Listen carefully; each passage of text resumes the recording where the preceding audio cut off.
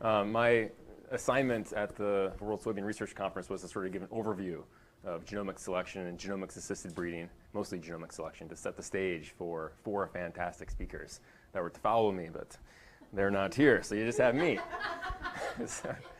So with that in mind, this is a typical variety development breeding pipeline, right? And this happens to be our pipeline at the University of Minnesota. Where should I stand here? And if we perform this pipeline correctly and we make correct selections like we should, if we're doing everything like we should, then we're going to get genetic gain, right? We select the best parents, gradually move forward, and over time we improve really complex traits like yield. That's our job as plant breeders. So in terms of breeding methodology research, there are lots of ways that we can make this pipeline better, faster, more effective, more efficient. And 2 current popular areas of breeding methodology research, they're not the only areas of breeding methodology research, but 2 currently popular ones are genomic selection and high throughput phenotyping. And I don't want to call these things trendy because I think these are really important breeding methodologies that are here for the long term. And we have activity in both of them.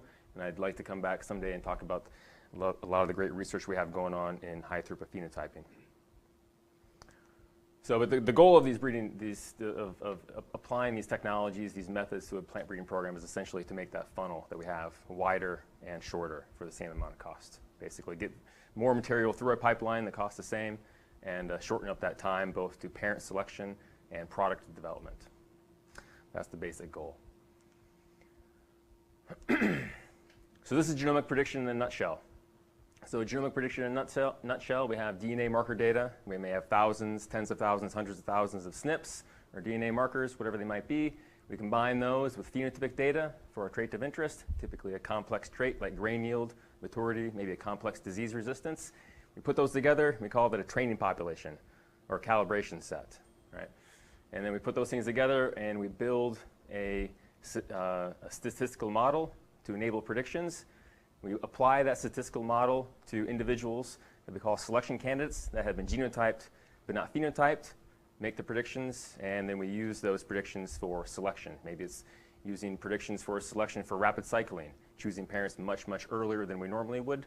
Maybe it's to augment single replication or very shallow phenotypic data to get a better idea of the true genetic value that we want to estimate. So the difference between this and using what we typically call just plain old marker-assisted selection or traditional marker-assisted selection is that in this case, we're not doing any QTL mapping. We're not first going in and finding, okay, which parts of which chromosomes affect the traits,